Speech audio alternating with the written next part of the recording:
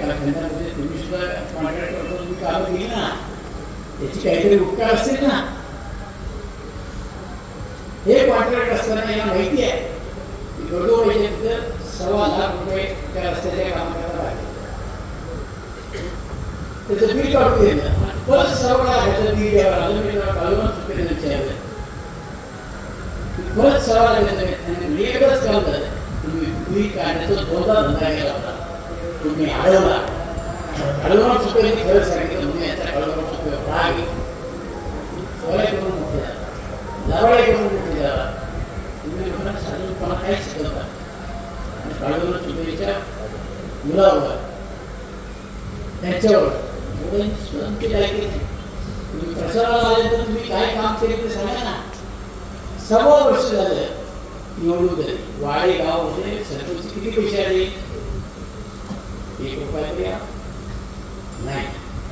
आज माझ्याकडे अजूनही यादी आहे, आज माझीच कामं चालू आहे.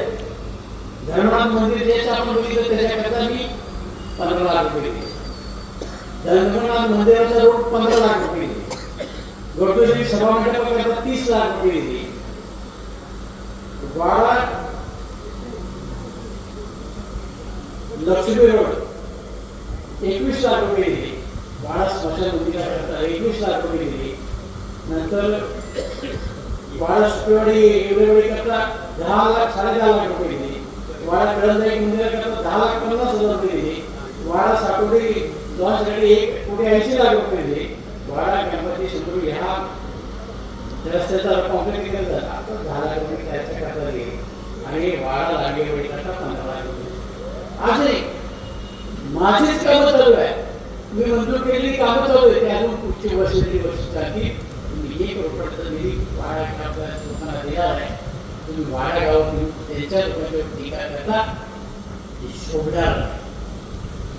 कुणाकरता झाले ज्या मित्र वगैरे जी मुद्देने आणलं, मार्केट कमिटीचं संचालक एकाने गुन्हा केलाय, 2 वेळा उपसभापती केलं. त्याने बोलत होता, मी त्याबद्दल एवढंच सांगितलं की तुमचं एका टोकाचं गाव होते, 150 मतांच्या गावात. वाडा 4,500 मतांचं गाव आहे. मला मोठ्या गावाचा विचार करावा लागेल.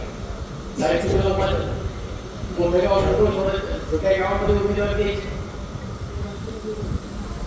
आणि तरी सुद्धा सांगितलं की पंचायत समितीने तुझ्या बायकोला दिलं, तुम्ही विकाऊ करता नाही म्हणा. मीच मोठा झाला. सुरुवातीला सांगितलं की मी तुतारीकडे जाणार. शिक्षणाकडे गेले विषय आढळराव पाटलांनी तुमच्या विरोधामध्ये काम केलं असं तुम्ही सांगितलं आणि शिवसेनेला वेळ त्या कारखान्यामध्ये गेला. मग आता तुम्हाला शिवसेना बघू कशी वाटते? तुमचे बाह्य रंग वेगळे, आंतर रंग वेगळे आहे, खायचे दात वेगळे, दाखवायचे दात वेगळे आहे. आणि तुम्ही अशा प्रकारचं पाप या ठिकाणी केलेले आहे. माझी वाडा गावातील सगळ्या कार्यकर्त्यांना आपल्या गावाकरता कोणत्या उद्योग अधिकाऱ्यांना मिळले आहेत. आता अधिकाऱ्याला खरी सरकारी व्हायची असेल तर वाडा गावातल्या सगळ्या कार्यकर्त्यांनी ज्या सुनील सुपेची निवडणूक दादांनी जिल्हा परिषदेकरता केली त्याला निवडून द्या आणि दाखवून द्या की वाडा गाव राष्ट्रवादी काँग्रेस पक्षाच्या अधिकाऱ्यांच्या विचाराच्या मागे आज दादा गेले तरी वाडा गावानं साथ दादाची सोडली नाही.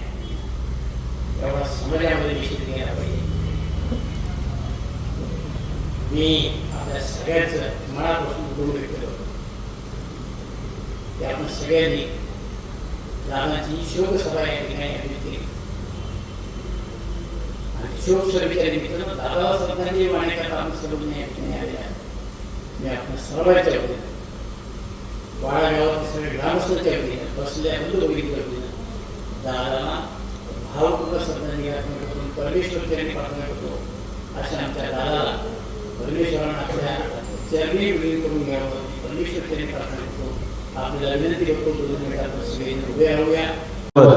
धर्मनाथ महाराजांच्या पदस्पर्शानं पावन झालेल्या या भूमीमध्ये ग्रामपंचायतच्या समोर आपल्या राज्याचे उपमुख्यमंत्री, पुणे जिल्ह्याचे पालकमंत्री आणि ज्यांच्याकडे पाहून खऱ्या अर्थानं युवक, आमच्यासारखे युवक राजकारण समाजकारणाकडे येण्याचा विचार करतात, असे सर्वांचे लाडके दादा या ठिकाणी 4 दिवसापूर्वी त्यांचं दुःखद असं विमान अपघातामध्ये निधन झालं आणि त्यांना अखेरची श्रद्धांजली वाहण्यासाठी या ठिकाणी आपण सर्वजण वाडा ग्रामस्थ, वाडावाशिरे गटातील सर्व ग्रामस्थ या ठिकाणी उपस्थित झालात. सर्वप्रथम आपण या ठिकाणी आलात, आपलं ग्रामस्थ वाडा यांच्या वतीनं, ग्रामपंचायत वाडा यांच्या वतीनं ऋण व्यक्त करतो आणि खऱ्या अर्थानं वाडागावच्या जडणघडणीमध्ये